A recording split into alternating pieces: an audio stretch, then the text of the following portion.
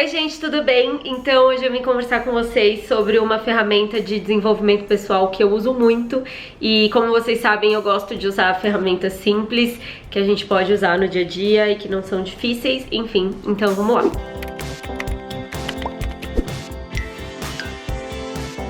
A gente tem muito uma questão, né, durante o nosso dia a dia que a gente não entende, né? Nos momentos em que a gente passa por momentos negativos, a gente costuma se desesperar ou sentir aquelas coisas ruins, né? Que acontecem, é natural, acontecem no dia a dia. Isso acontece porque nós somos uma junção, né, de 7 corpos. Então nós temos os corpos superiores e os corpos inferiores, né? Que eu não acho inferiores, mas são corpos mais limitados, né? Então, que tem uma visão limitada das coisas. E até quando a gente pratica meditação, não é necessariamente pra gente calar os nossos pensamentos, os nossos corpos.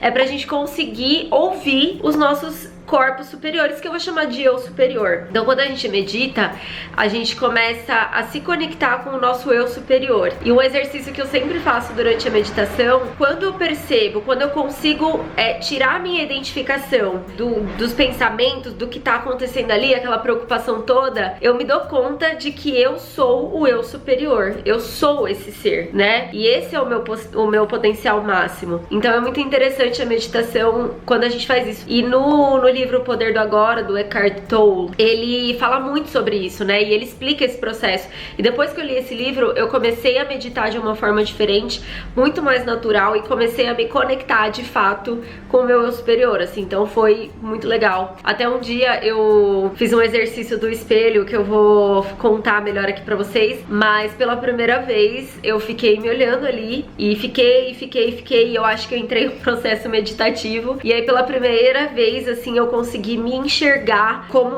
o eu superior, sabe? O meu eu superior, assim. Eu olhei e vi toda aquela profundidade, né? Toda aquela magnitude. E foi lindo. Então, enfim, então esse é o nosso eu verdadeiro, né? Esse eu superior. Quando a gente entra em momentos desesperadores, então de impulsividade, quem medita tem mais facilidade de não entrar nesse processo, mas, por exemplo, eu medito há 3 anos, eu ainda entro, 3, 4 anos, e eu ainda entro nesse processo porque é natural, nós somos seres humanos e a gente também não pode se cobrar não sentir certas coisas, é tipo impossível. Então, quando eu entro nesse processo de desespero, né, então aconteceu alguma coisa, alguém falou alguma coisa que me deixou preocupada, alguém falou alguma coisa que eu não gostei, né, ou alguma coisa aconteceu que eu fiquei meio tensa. Nessa hora, sempre que eu lembro, né, porque não é sempre que a gente lembra, tem até uma frase que é o menino perguntou pro sábio, né, sábio, qual que é o melhor mantra pra eu fazer quando eu tiver um momento de raiva? E aí o sábio fala, qualquer um que você lembrar tá bom, se você lembrar de fazer, qualquer um serve. E é bem isso, assim. Então quando eu lembro de fazer, eu costumo fazer esse exercício porque eu acho muito simples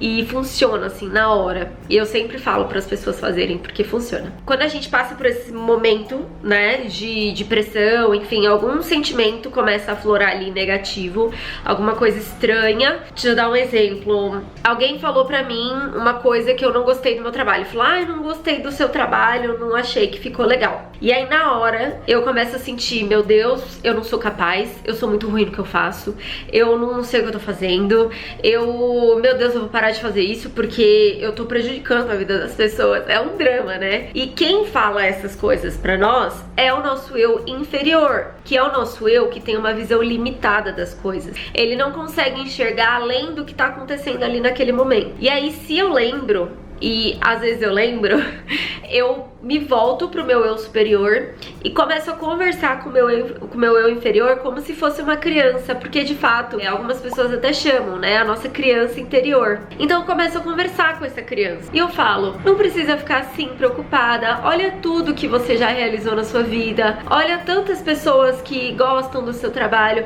olha como você se sente realizada fazendo o que você faz. Essas coisas são normais de acontecerem, então não tem problema você vai passar por uma situação ou outra que seja desagradável nesse sentido, mas isso não quer dizer que isso anule tudo de bom que já aconteceu com você. Então calma. E eu converso bem assim mesmo com o meu eu interior. E tem pessoas que gostam também de escrever cartas, eu já fiz isso. Escrever cartas para sua criança interior, eu já tive algumas curas fazendo isso.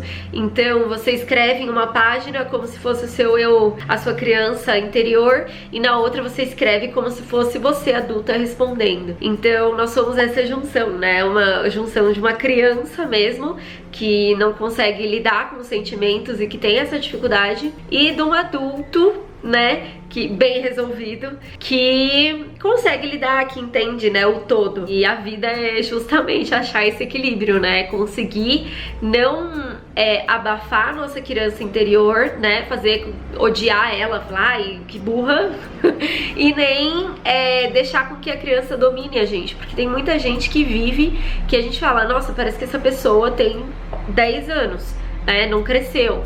Então é porque ela tá vivendo só com a criança interior dela, ela não consegue mastigar os sentimentos, entender o todo, né? Ela só enxerga ali naquele momento. Enfim, então esse é o exercício que eu queria passar pra você hoje. Espero que você tenha gostado. E se inscrevam aqui no canal, deem like, compartilhem com quem vocês acharem que possa gostar desse vídeo.